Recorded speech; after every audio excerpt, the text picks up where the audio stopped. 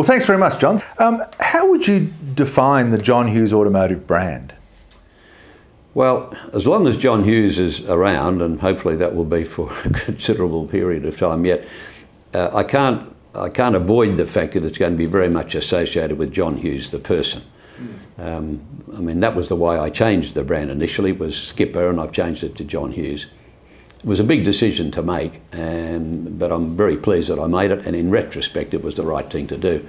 I want the John Hughes brand to epitomise what John Hughes is all about.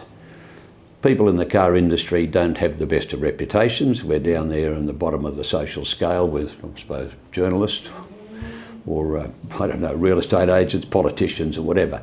I think you've got to be a doctor or a nurse to be up the top. But I'm proud of the fact that in over 50 years in this business, I can walk down St George's Terrace and look anyone straight in the eye. I've done nothing in that time that I should feel ashamed or embarrassed about. I don't have to cross the street or lower my head.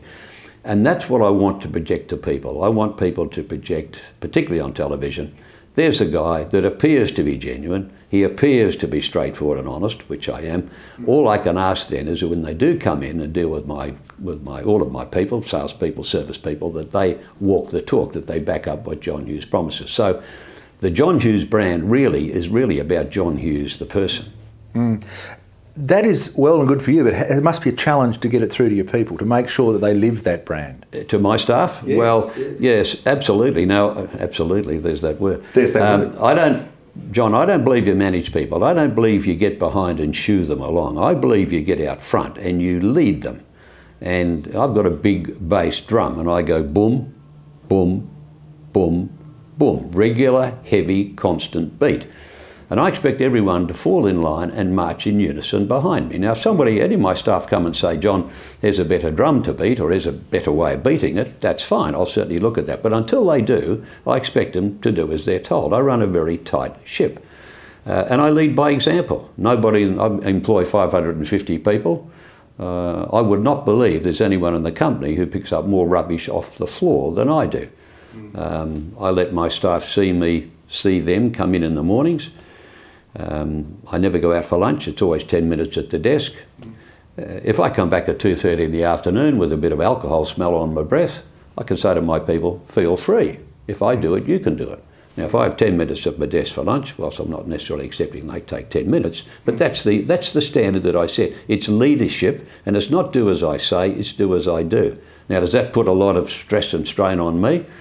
It doesn't, because I can handle it, but it could if you let it get to you. It's what I do, and I expect everyone to project, all of my people to project all of what I say on television, all of what I promise on radio and in the press. Do we get it right all the time? No, we don't, but we get it right most of the time. And when we don't get it right, it's up to me to fix it as quickly as possible with a minimum of inconvenience to the customer concerned, and that's what we do. When you've got a personality and values like you have, it's one thing to establish a brand, but of course a personal brand and then extend it to your business. What happens when you do decide to retire or to go and do something else? Does the brand perpetuate? How do you perpetuate? You've been talking to my lawyers and accountants and everybody else. A succession plan. I mean, yeah. Look, first of all, I have no intention of retiring. Okay. This is my hobby, this is my passion. I'm very fortunate. Yeah. You know, I have no other interests whatsoever. I come in on Saturdays, I work 6 or 7 hours at home on a Sunday, and people say, why don't you play golf, why don't you play bridge, why don't you do this? I would not get the sense of enjoyment or passion out of doing anything else than what I get here. I just love doing what I'm doing. So I have no intention of retiring. Now, in terms of when I'm no longer around, and I've got to face up to that fact, will the business run as well as it's run now without me? No, it won't. But most businesses operate at around about a 60 to 65 to 70% efficiency level, in my opinion. We get, and performance level, I reckon we get 125%, because I've got this business on red hot heat. It's like in a physics, you've got the Bunsen burner on the test tube. We are bubbling all the time. So without John Hughes, will it be 125%? No. Will it be 100%? No, but it'll be a lot better than 70 to 75%. It's a very good business, it's very well established, and I've got a lot of very good people. Moving on to the issue of communication, the media landscape's changing very rapidly. How has your approach to communication changed over the last few years? Well, the first thing, just very quickly on advertising, is that you're constant. Yes. We decide, well and truly before, but say 1st of July, the new year, we budget, exactly. And I don't say this month is going to be better than another month, it's Christmas time, whatever, it's tax refund time. If we're spending whatever figure it is, we divide it by 12 and we spend it regularly every week. Whether business is good, whether business is bad, we do that.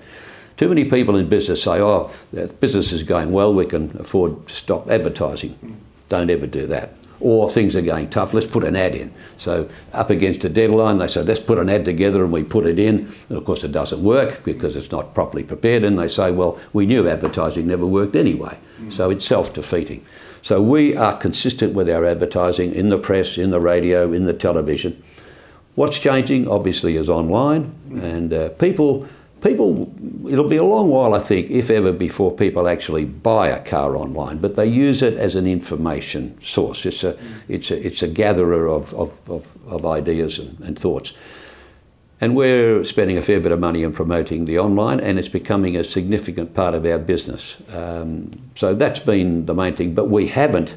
All the gurus, all the experts tell, particularly car dealers, spend less on the newspaper, spend less on whatever, and put more into the online.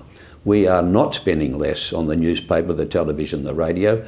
Quite the contrary, we're spending more, but we are additionally spending on the online marketing. So it's not detracting at all from or not affecting what we've traditionally spent on the more recognised form of media. And it's working well for us.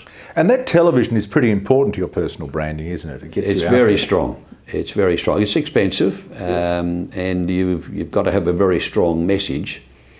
But you know, I believe I come across as believable, and as I said earlier, all I expect people to do is to see me on television and give us a chance. If when they come in, my promises aren't met by my salespeople, or if my products aren't of the right quality, if my pricing is not competitive, they've got an option of going away. But the whole idea of advertising is to get people to come in. The important thing is that my staff from there have to back up exactly what I say. It's interesting, and it links into what you just said. Your approach to media has changed a bit as online's come on, but your message hasn't really changed. No, it's not. No, steady, consistent message. Look, I stand behind every car I sell. I want your business. I'm prepared to pay for it. Is it true? Absolutely. Choose your dealer before you choose your car. They're all mine. Yeah. They're all my ideas. They've all come from me. And what was that? A long time ago, there was an ad. Something about if you get something, stick to it. It was a Mortine ad. Was it Mortine? Yes, a long time. Find something, stick to it. Well, if I get a good idea, we stick to it.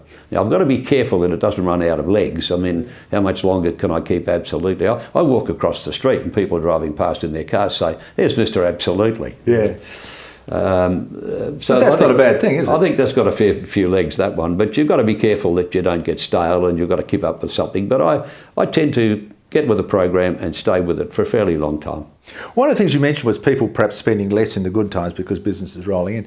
I'm more interested in the sense in the people who are spending less in the hard times and don't realise or don't keep working at it. You seem to keep working at it, and that confidence seems to flow through.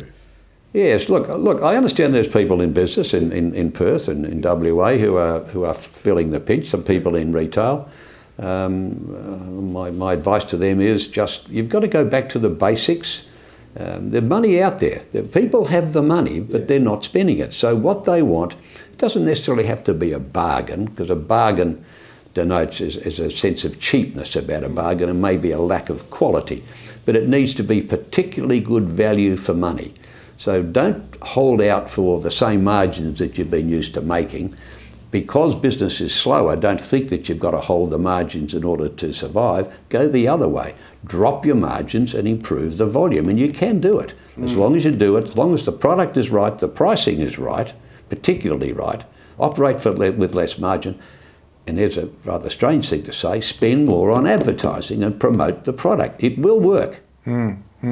It seems to me in all of this, you get very close to your market. Oh, absolutely. I survey all of my customers and I get about a 35% return, and every one of those I read. I do it at home on a Sunday. And if I get an adverse comment, I'll bring people at home on a Sunday. And I get a couple of comments. Is that really Mr. Hughes? Suspiciously.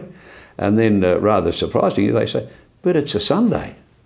So what? I mean, can't I talk to someone on a Sunday? No, I'm very close to the business. Take all my own phone calls. Nobody ever gets to ask who's calling. What's the nature of your business?